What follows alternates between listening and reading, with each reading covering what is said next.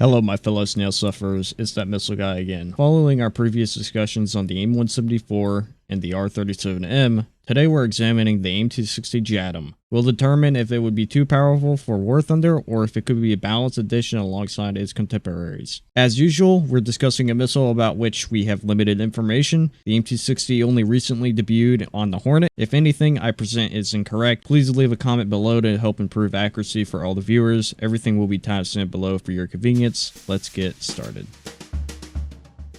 The Aim-260 is America's next generation successor and upgrade to the E-120 AMRAAM. Developed by Lockheed Martin, it was specifically designed to counter next generation threats and outrange them in beyond visual range combat scenarios. JATM stands for Joint Advanced Tactical Missile, as is jointly developed by both the US Air Force and Navy. This missile was built with stealth aircrafts heavily in mind, designed to fit in the internal weapon bays of aircrafts like the F-22 and F-35. But it wasn't only built for stealth aircrafts. We'll discuss the aircrafts that can actually field this weapon system shortly.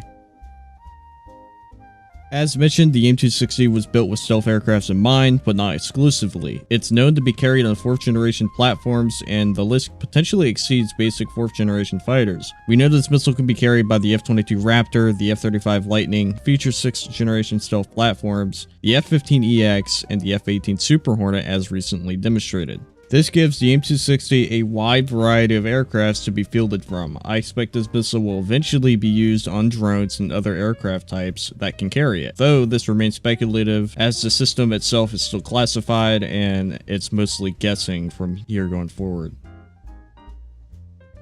This missile remains highly classified, so performance numbers are largely speculative. However, we do have some key details that help us estimate its capabilities. The missile has an estimated speed of Mach 4 and higher, meaning it can easily reach high supersonic speeds, bordering on hypersonic under ideal launch conditions. To clarify, this missile isn't designed to achieve hypersonic speeds. This is just a rough estimate of potential maximum speeds.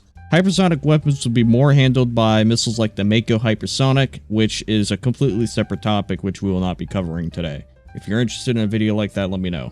In terms of size, this missile is roughly the size of an AIM-120. It uses a solid rocket motor, likely a dual pulse motor with 2 separate burn stages to conserve energy and provide better terminal phase energy. However, again, this is speculative. This is an educated guess based on modern missile design. The Aim-260 likely avoided ramjet propulsion due to size requirements needed to fit inside stealth fighters' internal bays, and just looking at the design of the 260, it doesn't look like it has ramjet. Now the dual pulse motor is, again, I am just making an educated guess. This could be completely off base, but most modern missiles like these do use or do incorporate dual pulse motors. So I am making a guess here that it could be dual pulse. There's a chance that it's not. Again, we don't know much about this missile beyond basic information of theoretical range and speed.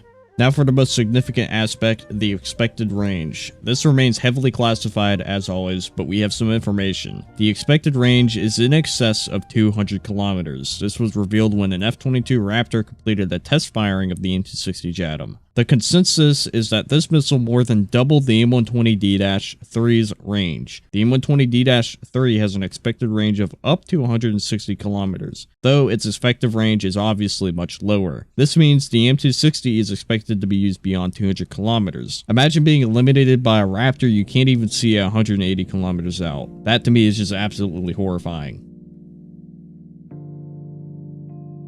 If this missile were added to War Thunder right now, assuming it wasn't nerfed by Gaijin, the game would just break. However, we're unlikely to see this missile in the game anytime soon, so we could speculate on what it would be like and what proper counterparts would be needed. What are the core advantages of receiving this missile? It would give America a very long-range BVR capability. On an aircraft like the F-15EX, not only could it carry a huge number of them, but with the Eagle's speed, it would easily exceed the entire map size. As mentioned in every modern missile discussion so far on my channel, for an aircraft like the F-18, it would completely flip its current role in the game, similar to the AIM-174B. The F-18 would benefit greatly from its extended range, and since it's not as large as the 174, it wouldn't limit the airframe as much. Receiving a missile like this would give America the best of the best for long-range maneuverable active radar missiles. Even compared to something like the Aim-174, the Aim-260 would likely outrange it while having the advantage of being able to pull harder for kills. Every video discussing these modern missiles faces one reoccurring issue, the map size problem. With our current map sizes, we literally cannot receive a missile like this. It would break the game. Players would be launching from the airfield instantly at targets. With 16 players per team all wielding these types of missiles, the entire game of positioning would be completely obliterated. Secondly, we need proper counters to missiles like these. As I've mentioned in all my videos, I'm a big advocate for balance, which unfortunately isn't often met in this game. The only way we could see something like an Aim-260 added is if its proper counterparts were also added. In terms of the Aim-260, there aren't really any newly created modern missiles to compete with it directly. The only ones that come to mind are the Meteor, the PL-15, the R-37M, the PL-17, and possibly the R-77M. I doubt it. Would you consider the R-77M a counter to the Aim-260? Let me know in the comments.